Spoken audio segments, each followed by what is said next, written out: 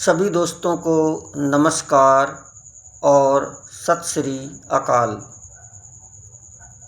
दोस्तों, मैं आपका चाहता मास्टर मुख्तियार सिंह करनावल, अलवर, राजस्थान। दोस्तों, हाल ही में आपने मेरी आवाज़ में महाराजा रणजीत सिंह, जो पंजाब में एक राजा हुए थे, उनके एक दरबारी कवि जो कि एक मुसलमान थे, कादर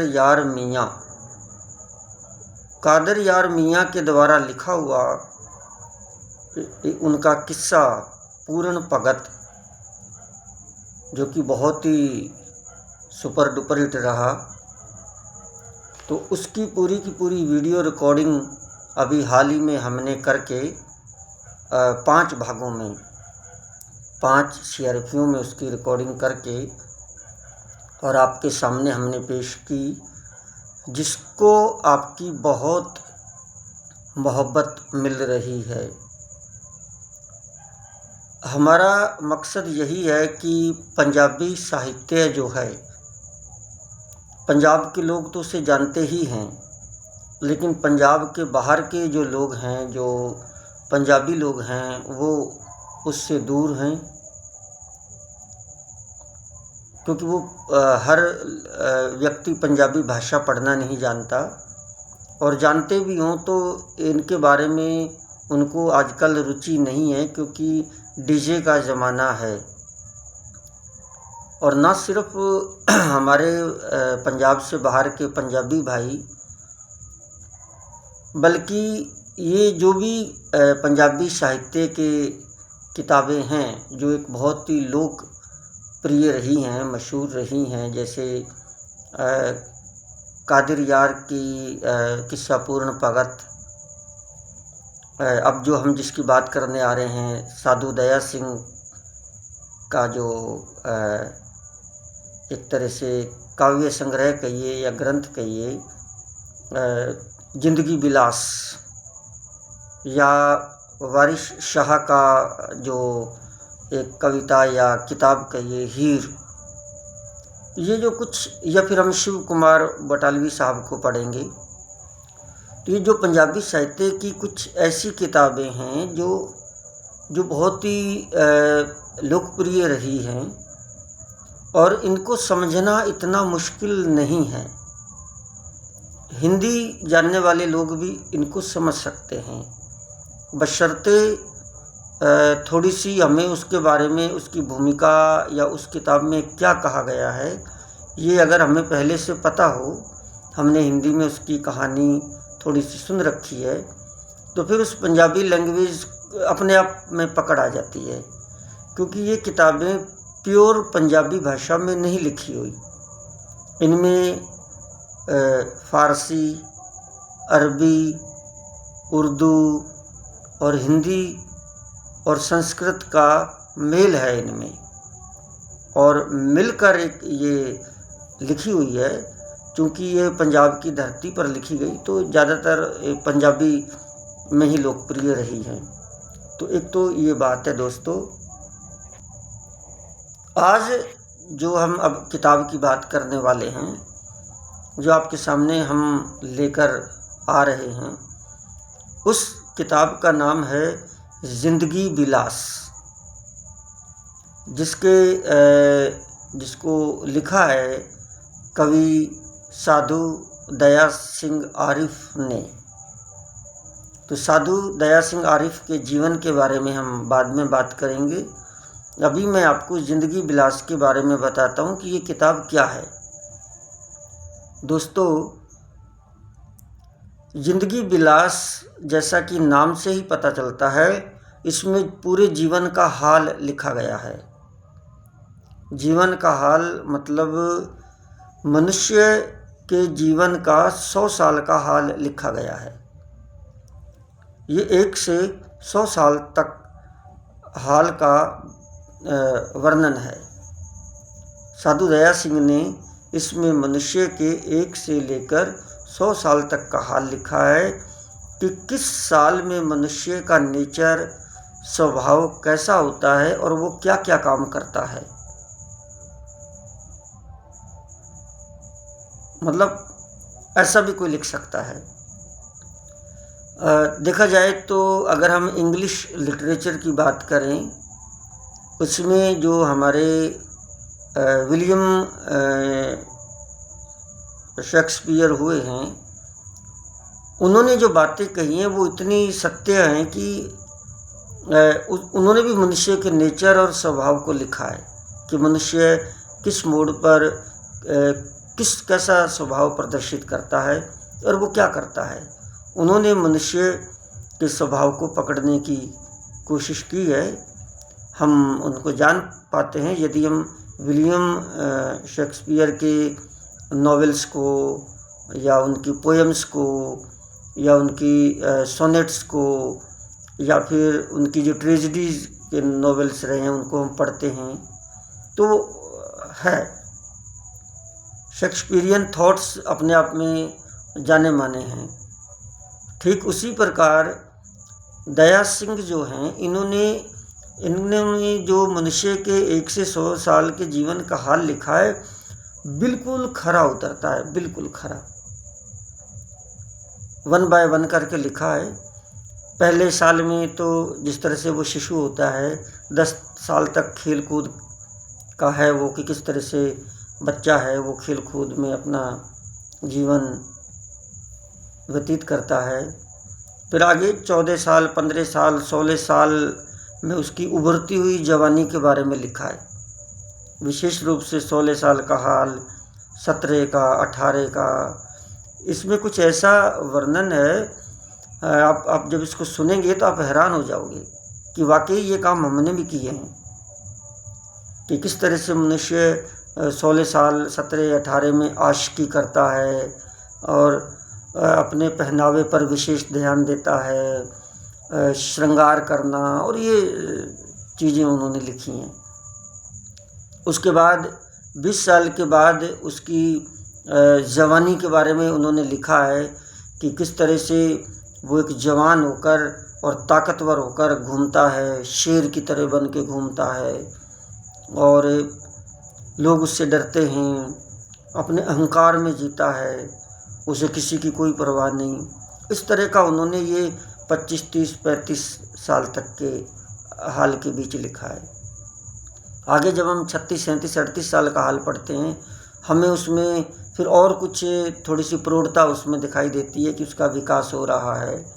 फिर 40, 45 के बाद फिर उसकी ढलती जवानी के बारे में लिखा है कि किस तरह से अब उसके अंदर कमज़ोरी आने लग गई, और लेकिन अहंकार अब भी है। और फिर उसकी थोड़ी सी बड़ी सोच के बारे में लिखता है, बच्चों वाली सोच नहीं रह जाती। फिर 60, 70 साल के बारे में लिखते हैं वो आगे कि बुढ़ापा आ गया है, और बुढ़ापा है, जो बच्चे हैं उसके बेटे हैं वो उसकी नहीं सुनते हैं, पोते पोतियाँ नहीं सुनते हैं। और आगे फिर वो और लिखता है आगे की उम्र में 70 से ऊपर की में कि पोते पोतियों के साथ खेलना, और पूरे मतलब ये शुरू से लेके एंड तक वो हर बार यही कहते हैं कि वो उस प्रभु की याद नहीं करता, उस खुदा की, भगवान की उसको कोई चिंता नहीं है। उसको अपने जीवन के कमाने खाने में और अपने ऐशो आराम में वो ज़िंदगी व्यतीत कर देता है और प्रभु के प्रति वो प्रीत नहीं लगाता। फिर बाद में एग्जैक्ट मुझे ध्यान नहीं, जब हम पढ़ेंगे तो पता चलेगा, बुढ़ापे के 1 साल में उसे प्रभु की याद आती है और वो कहता है कि फिर आज वो माला पकड़ के और फिर राम का नाम जपने लगता है।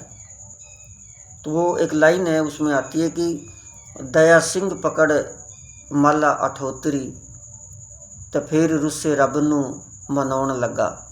इस तरह की कुछ लाइन है, पकड़ माला अठोतरी दया सिंह ते फिर रुस्से रब नू मनाउण लगा। एक तो दोस्तों इनके जो साल का हाल पूरा होता है तो वहाँ कवि का नाम दया सिंह आपको बार बार सुनाई देगा जो बहुत अच्छा लगता है। ठीक उसी प्रकार जिस तरह से कादर यार का पूर्ण भगत के समय बार बार नाम आता है। तो ये जो लाइन है, दया सिंह पकड़ माला अठोतरी तो फिर रुस रब नूं मनाउण लगा, इसका मतलब यह है कि दया सिंह फिर उस उम्र में वो जो 108 मणकों की माला होती है, अठोतरी माला, उसको पकड़ के और फिर रूठे हुए रब को मनाने लगा।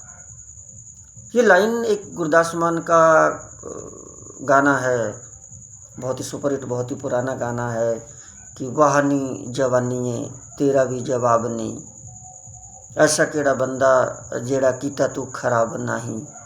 तो उस गाने के अंदर भी इस लाइन को गुरदास मान बोलते हैं कि जब बुढ़ापा आ जाता है तो जवानी उसकी जाती है, तो एक तरह से वो वाहनी जवानी है तेरा भी जवाब नहीं। ये गाना भी इसी किताब से प्रेरणा लेकर ही बना हुआ है। तो उसमें ये लाइन आती है कि दया सिंह पकड़ माला अठोतरी ते रुस्से रब नूं फेर मनाउण लगा। ये अपने आप में एक कहावत टाइप में बन गई। ऐसे जो कवि हुए हैं इनकी सारी लाइनें कहावतों के रूप में यूज होती हैं, ये सबसे बड़ी इनकी ताकत है। तो वो भी है। और फिर आगे 80, 90, 99, फिर लास्ट के सालों में यही कि अब मौत उसको बुला रही है, और फिर उसका 100 साल में अंत। तो जिंदगी विलास यानी कि पूरे जीवन का वर्णन, पूरी ज़िंदगी का वर्णन जो दया सिंह ने लिखा है ये है। इसको हम या तो 20-20 साल का हाल करके 5 भागों में इसको बनाएंगे, या फिर 10-10 साल का हाल करके 10 भागों में हम इसको रिकॉर्ड करेंगे और आपके सामने पेश करते रहेंगे। तो मेरी सभी दोस्तों से रिक्वेस्ट ये है कि आप इसको गौर से सुनना रोज़, क्योंकि जब मैं दया सिंह किताब को लाया था तो तब मैंने करीब 40 साल का हाल मैंने रिकॉर्ड किया था सन 2022 में, और मेरे YouTube channel master Mukhtiyar Singh Alwar Rajasthan पर वो है भी। लेकिन अब हम इसको नए सिरे से साल 1 से शुरू करेंगे। तो ये तो ज़िंदगी विलास किताब के बारे में आपको बताया जो कविता के रूप में है। अब हम इसके जो कवि कहें या लेखक कहें, साधु दया सिंह आरिफ के बारे में बताते हैं, उनके जीवन के बारे में।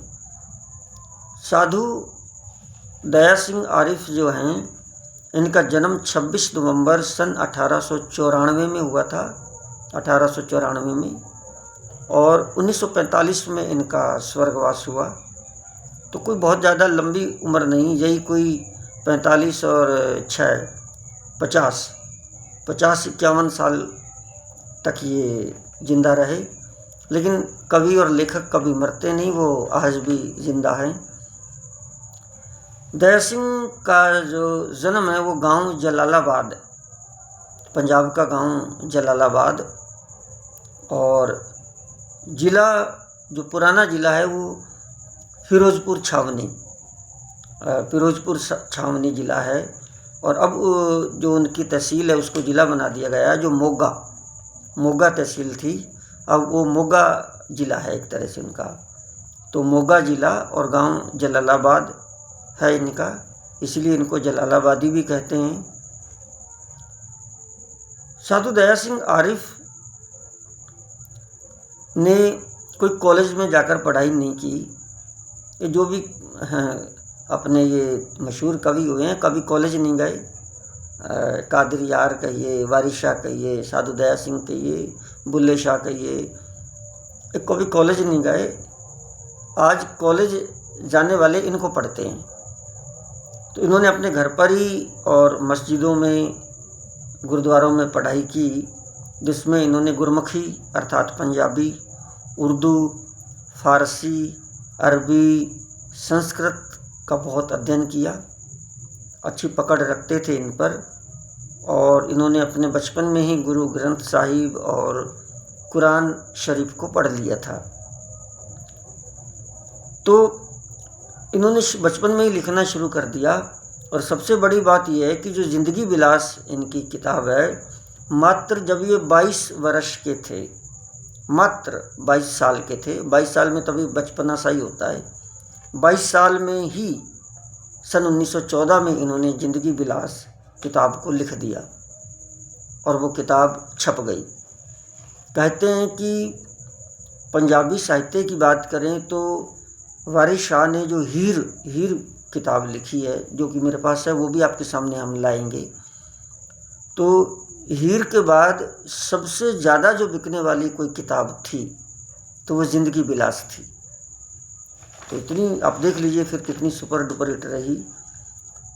तो उन्होंने कुछ और किताबें भी लिखी बाद में, फिर ये धार्मिक किताबें इन्होंने लिखी और धार्मिक लोगों के साथ ये जुड़े, सिख धर्म के साथ।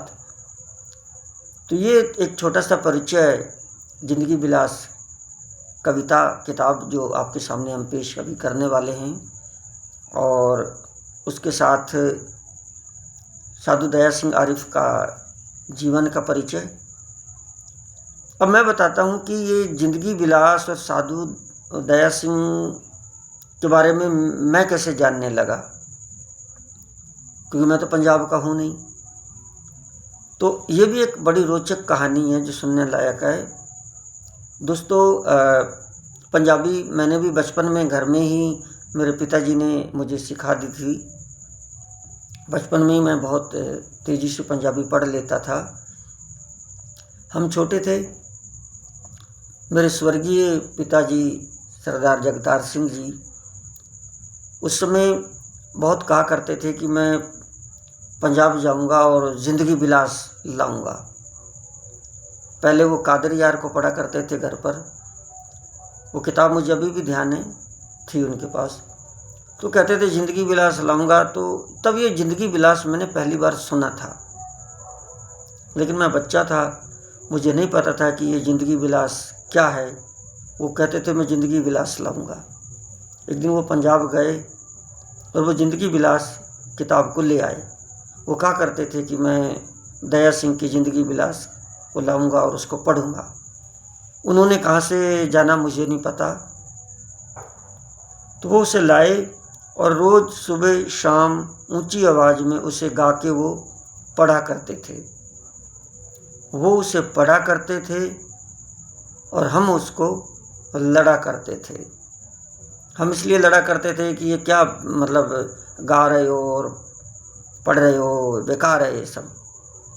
ये पता थोड़ी था कि जो उन्होंने किया आज वही मैं कर रहा हूँ। समय समय की बात है, सब हमारे पिताजी की और परमात्मा की देन है। तो ज़िंदगी विलास जब वो पढ़ा करते थे तो तब हम बच्चे थे, हमें अच्छा नहीं लगता था। लेकिन उनके जिंदा रहते ही उनका देहांत सन 2024 में हुआ। पिताजी का देहांत हमारे। तो सन 2022 में मैं ज़िंदगी विलास किताब को ख़रीद कर लाया था। काफ़ी दिनों से मेरे दिल में भी आ रही थी ये कादिर यार और ये ज़िंदगी विलास को मैं पढ़ूं। हीर वारिस शाह की किताब मैं बहुत साल पहले 2007 में पंजाब से ले आया था, उसको मैं पढ़ चुका था। तो मैं सोचता था कि पंजाब से ही मिलेगी। तो मैं 2022 में उत्तराखंड नानक मता शहर में जब गया तो यूं ही जो गुरुद्वारा है वहाँ काफ़ी दुकानें थी, किताबों की भी थी। तो मैंने यूं ही पूछ लिया, मुझे पता था यहाँ कुछ मिलेगा नहीं। मैंने कि वो कादिर यार का किस्सा पूर्ण भगत है? बोले वो तो नहीं है, लेकिन किसी और कवि का है। मैंने कहा मुझे वो नहीं चाहिए, मुझे कादिर यार का चाहिए। बोले नहीं है। फिर मैंने ऐसे जाते जाते पूछ लिया, मैंने कि वो ज़िंदगी विलास किताब मिलेगी? बोला हाँ है। तो मुझे विश्वास नहीं हुआ। मैंने कहा ज़िंदगी विलास, साधु दया सिंह आरिफ की किताब? बोला हाँ हाँ वही है। उसने दिखाई और मैं हैरान हो गया। सच्चे मन से चाहा तो वहाँ मिल गई। मैंने कहा कितने की है? बोला 100 रुपये की। मैंने कहा ये पकड़ो 100 रुपये, ये मुझे दो। तो सन 2022 में मैं इसको लाया। मेरे पिताजी तब जीवित थे। मैंने कहा पापा जी मैं ये ले आया हूँ। उसने कहा अच्छी बात है बेटा, इसको पढ़। पुरानी तो पता नहीं कहाँ गई, मुझसे ही खा गए थे उसको। मिली नहीं मुझे। तो मैंने 2022 में भी करीब करीब 41 साल का हाल मैंने रिकॉर्ड किया और मैंने डाला हुआ है मेरे चैनल पर। लेकिन अब बीच इतने गैप के बाद अब हम इसे शुरू से लेकर लास्ट तक पढ़ेंगे, सारे साल का हवाल। और बाद में कुछ और भी किताब के पीछे दया सिंह ने काफ़ी कुछ शायरी लिखी है, वो भी हम पढ़ेंगे। तो मेरी सभी दोस्तों से रिक्वेस्ट है कि जिस तरह से आपकी मोहब्बत कादिर यार के किस्से पूर्ण भगत को मिली है, ठीक उसी प्रकार उम्मीद करता हूँ कि आप ज़िंदगी बिलास साधु दया सिंह की जो किताब है, आजकल तो ये पंजाबी साहित्य में आप स्टडी नहीं कर सकते यदि आप इसको नहीं पढ़ते हैं। तो स्कूल कॉलेजेज में सारी किताबें पढ़ाई जाती हैं, बहुत भाषा का ज्ञान मिलता है, सभी लोग समझ पाएंगे जब मैं पढ़ूंगा इसे। थोड़ी गा के ही पढ़ूंगा मैं कोई ऐसा कलाकार नहीं हूँ, बाकी मैं अपनी कोशिश करूँगा कि मैं ठीक ठाक पढूं। पढ़नी तो मुझे है ही दोस्तों,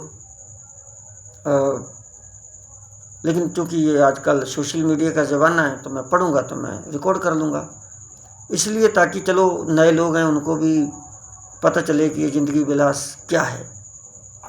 तो साथियों से निवेदन है कि इसको भी उम्मीद करता हूँ आप प्यार देंगे और तैयार हो जाइए, जल्दी आपके सामने हाजिर है साधु दया सिंह आरिफ का सन 1914 में लिखा हुआ मशहूर काव्य ज़िंदगी बिलास, जिसको पढ़ने से हमें ये पता चलता है कि मनुष्य सारी ज़िंदगी यूं ही गंवा देता है और खुदा को याद नहीं करता है। तो आपने सुना, आपका तहे दिल से शुक्रिया, धन्यवाद, सत श्री अकाल।